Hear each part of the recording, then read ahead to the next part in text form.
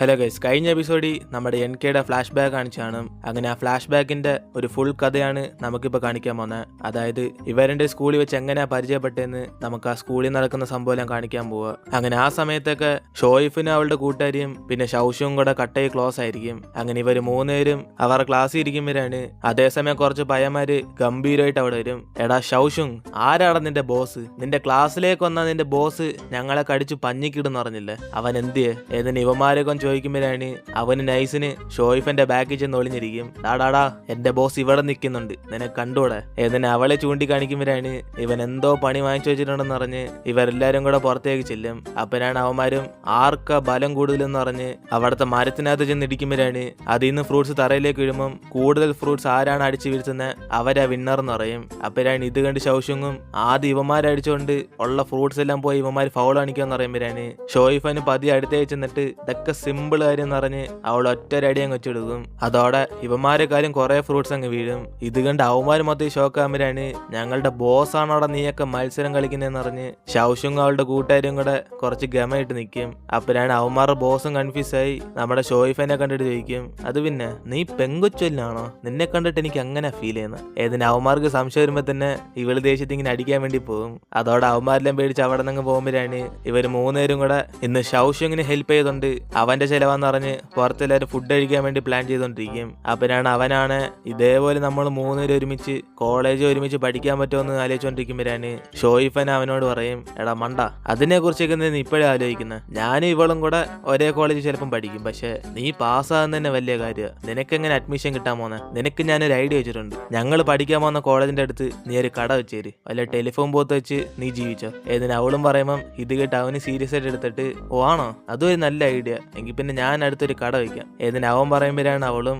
എടാ തോൽവി, ഞാൻ ചുമ്മാ തമാശ പറഞ്ഞ, നിനക്ക് പഠിക്കാൻ ആഗ്രഹമൊന്നുമില്ല. ഏതിന് ഇവര് മൂന്ന് സംസാരിച്ചോണ്ടിരിക്കുമ്പോഴാണ് അതേ വഴി കൂടെ NK സ്കൂളിലേക്ക് വന്നത്. അപ്പോഴാണ് ഷോയിഫനും അവനെ കണ്ട് വായി നോക്കിക്കൊണ്ടിരിക്കുമ്പം ഇവരെണ്ടും കൂടെ പറയും, ഓ ഇവപ്പം നമ്മുടെ സ്കൂളിൽ ഫേമസ് ആയല്ലേ, ഇവന്റെ പുറകെ കുറെ ഗേൾസ് ഒക്കെ നടക്കുന്നുണ്ട്. എന്തായാലും ഷോയിഫൻ, നമുക്ക് സ്റ്റോൺ പേപ്പർ സിസർ എടുത്ത് ഇന്ന് ഫുഡിന് ആരാ ചെലവേനെ നോക്കാം. എന്നിട്ട് അവര് മൂന്നുപേരും കൂടെ മാച്ച് കളിക്കുമ്പോഴാണ് അത് തോറ്റു വന്നത് ഷോയിഫൻ ആയിരിക്കും. അതോടെ അവളും ചെലവേയാന്ന് പറഞ്ഞിട്ട് NK എവിടെ പോയെന്ന് പറഞ്ഞ് അവനെ തന്നെ നോക്കിക്കൊണ്ടിരിക്കും. അതേസമയം അവനാണ് ലോക്കറിൽ നിന്ന് ബാഗ് എടുത്ത് വീട്ടിലേക്ക് പോകാൻ നോക്കുമ്പോഴാണ് അവിടെ കുറച്ച് പയ്യന്മാരെന്ന് അവനായിട്ട് പ്രശ്നം ഉണ്ടാക്കും. എടാ NK, എന്റെ കൂട്ടുകാരന്റെ ഗേൾഫ്രണ്ടിനെ നീ സെറ്റാക്കാൻ നോക്കുന്നോളാ, അവൻ തന്നെ കഷ്ടപ്പെട്ട വളച്ചിട്ട് നീ അതും എടുത്തോണ്ട് പോകാൻ നോക്കുന്നു. എന്നിട്ട് ഇവന്മാരൊക്കെ വഴക്കുണ്ടാക്കുമ്പോഴാണ് അവനൊന്നും മനസ്സിലാവത്തില്ല, നിങ്ങൾ എന്തോ പറയുന്നത്, എനിക്കൊന്നും ആരും ഇഷ്ടമല്ല. എന്നിട്ട് NKയും പറയുമ്പോഴാണ് അതേസമയം ഷൗഷുങ്ങിന്റെ ഡ്രസ്സ് എടുക്കാൻ വേണ്ടി ഷോയിഫൻ അവിടേക്ക് വരും. അപ്പോഴാണ് ഇവന്മാരിങ്ങനെ അടിയുണ്ടാക്കുന്ന അവൾ അവിടെ നിന്ന് കണ്ടോണ്ടിരിക്കും. അതിനെ ശിവമാരെല്ലാരും കൂടെ NKയുടെ ബാഗ് വാങ്ങിച്ച് അവന്റെ ബാഗിനകത്തുള്ള ലവ് ലെറ്റേഴ്സ് ഒക്കെ ഇങ്ങനെ എടുത്തു കളയുമ്പോഴാണ്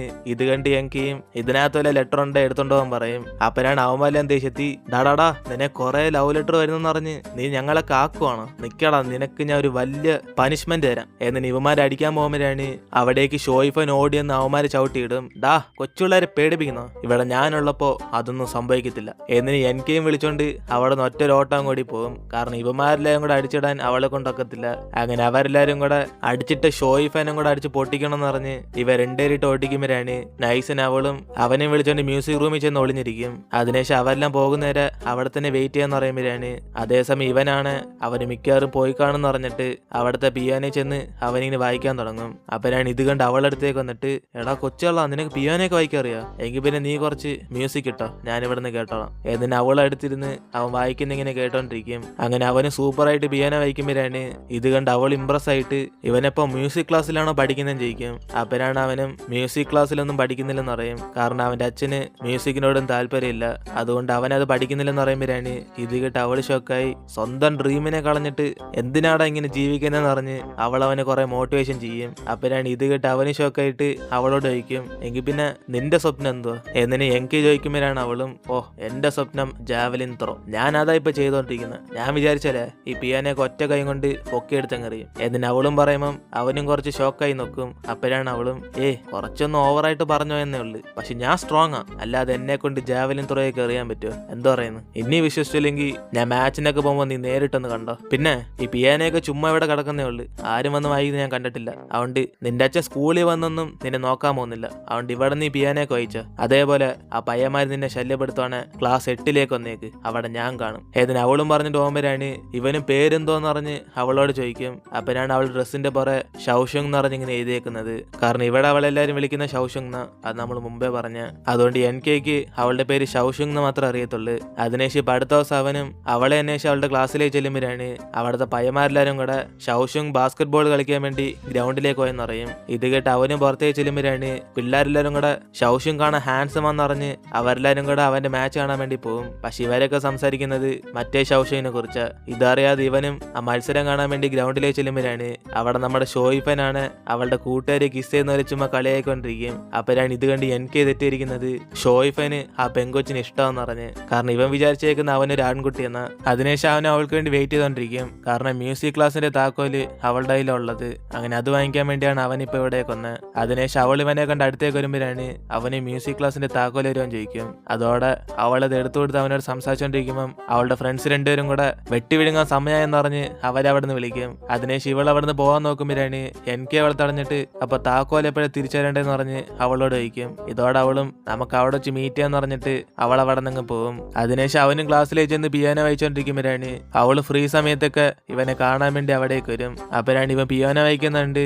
ഇവളും കുറെ ഫേമസ് ആയിട്ട് പിയാനോ വായിക്കുന്ന ആൾക്കാരുടെ പേരൊക്കെ പറയും. അങ്ങനെ അവരെ പോലെ തന്നെ ഇവന് കിടിലായിട്ട് പിയാനോ വായിക്കാന്ന് പറയുമ്പോഴാണ് അവനും പെട്ടെന്ന് ഷോക്കായിട്ട് ഇവൾക്ക് ഫേമസ് ആയ ആൾക്കാരെ കുറിച്ചൊക്കെ അറിയാൻ ചോദിക്കും. അതോടെ ഇവൾക്ക് പിയാനോയോട് ഇൻട്രസ്റ്റ് ഉണ്ടെന്ന് അറിഞ്ഞ ഉടനെ ഇവന് സംസാരിക്കാൻ കുറച്ച് സന്തോഷമാകും. പക്ഷെ അതേസമയം നമ്മുടെ ഷോയിഫൻ വീട്ടിൽ ചെന്നിട്ട് ഇവന് വേണ്ടി മനഃപൂർവ്വം ആ പിയാനോയെ കുറിച്ച് പഠിച്ചോണ്ടിരിക്കുക.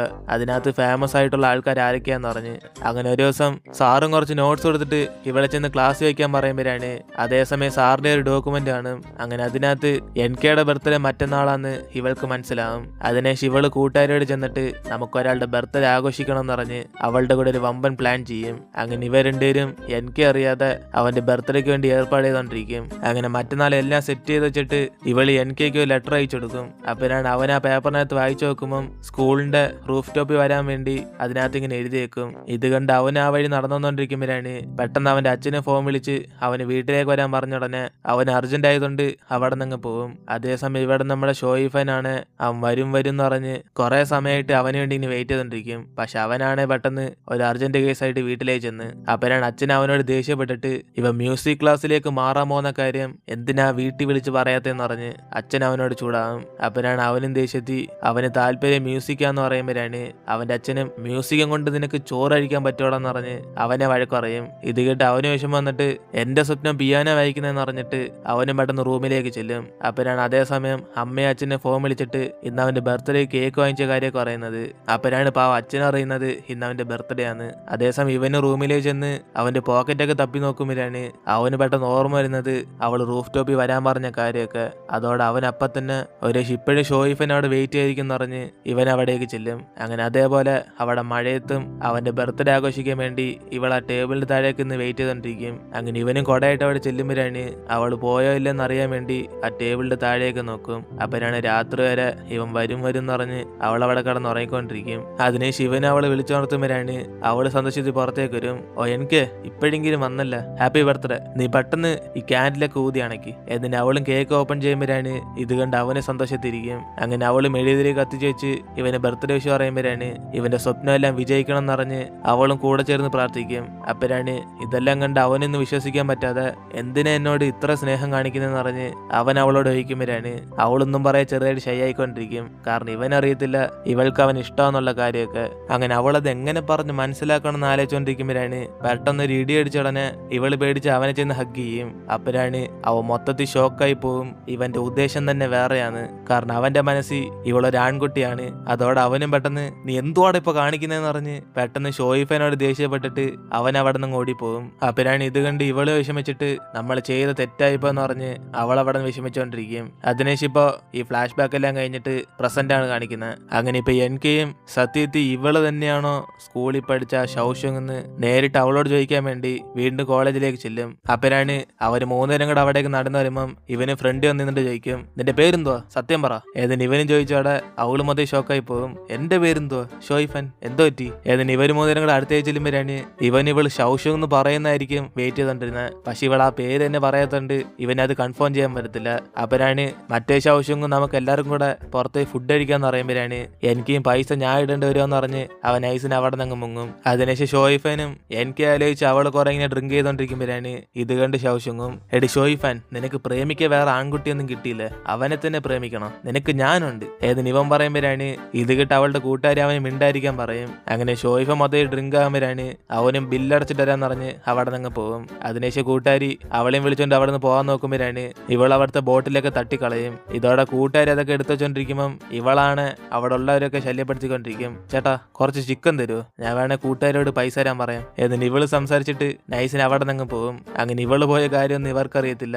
അങ്ങനെ അന്ന് രാത്രി എനിക്ക് അവിടെ നിന്ന് പിയാനൊക്കെ വായിച്ചിട്ട് ഒന്നും കൂടെ ഷോയിഫിനെ വിളിച്ച് ഉറപ്പുവരുത്താന്ന് പറഞ്ഞ് അവൾക്ക് ട്രൈ ചെയ്യും. അപ്പരാണ് അതേസമയം ഇവനെ കാണാൻ വേണ്ടി തന്നെ അവൾ അവിടേക്ക് വരും. ഓ എനിക്ക് കാണാൻ നല്ല ക്യൂട്ടാണല്ലോ മോനെ. എന്നിട്ട് ഇവളടുത്തേക്കും സംസാരിക്കുമ്പോഴാണ് ഇവന് മനസ്സിലാവും ഇവള് മൊത്തത്തിൽ ഫിറ്റ് ആയിരിക്കുമെന്ന്. അതോടെ അവൾ അവനെ ഹഗ് ചെയ്തിട്ട് ഞാനിന്ന് ഫിറ്റ് അല്ലടാ കുട്ടാന്ന് പറഞ്ഞ് അവനായിട്ട് സംസാരിച്ചോണ്ടിരിക്കും. ഇത് കണ്ട് അവൻ അവളെ തന്നെ നോക്കിക്കൊണ്ടിരിക്കുമ്പം പെട്ടെന്ന് അവളും ഇതായിരിക്കും നല്ല ചാൻസ് എന്ന് പറഞ്ഞ് അവനെ കിസ് ചെയ്യും. അങ്ങനെ ആ ഒരു സീനോടെ നമ്മൾ ഇന്നത്തെ എപ്പിസോഡ് ഇവിടെ തീരുവാണ്. ആൽക്കഹോൾ കുടിക്കുന്ന നല്ല കാര്യമല്ലെന്ന് മോൾക്ക് അറിയത്തില്ല, ഒരു അത്ലറ്റ് ആയിട്ട് നിനക്ക് അറിയാമെന്നാ ഞാൻ വിചാരിക്കുന്നത്. ഷോയിഫന്റെ അഭിപ്രായം എന്തോ ഞാൻ വെള്ളം അടിച്ചെന്നോ, ഞാൻ സ്നാക്സ് അടിക്കാൻ വേണ്ടിയ ഫ്രണ്ട്സുമായിട്ട് പോയ അവരെന്നെ ഫോഴ്സ് ചെയ്ത് കുടിപ്പിച്ച, ഇത് അവരുടെ തെറ്റാ. എങ്കിൽ പിന്നെ മോൾ എന്തിനാ എനിക്ക് ചെന്ന് കിസ് ചെയ്ത, നിന്റെ ഡ്രീം ലവറിനെ കിസ് ചെയ്തപ്പോ നിനക്ക് എങ്ങനെ ഫീൽ ചെയ്ത, അത് ഞങ്ങളോട് പറ. അതിപ്പോ ഞാനെങ്ങനെ നിങ്ങളോട് പറയുന്നത്, അവനൊരു വലിയ കിഴങ്ങനെ പോലെ തലയായിരുന്നു. അതിന്റെ അടുത്തേക്ക് ഞാൻ പോയപ്പോ തന്നെ മൊത്തത്തിൽ ഞാൻ തകർന്ന് പൊട്ടിപ്പോയി. പ്രധാനമായിട്ട് ഞാൻ കിസ് ചെയ്യാൻ പോയതല്ല, ചുമ്മാ അടുത്തേക്ക് പോയതാ. പിന്നെ എന്തായാലും അതൊരു കിസ്സായി പോയി, അതുകൊണ്ട് ഞാനും അതിനെ എതിർത്തില്ല.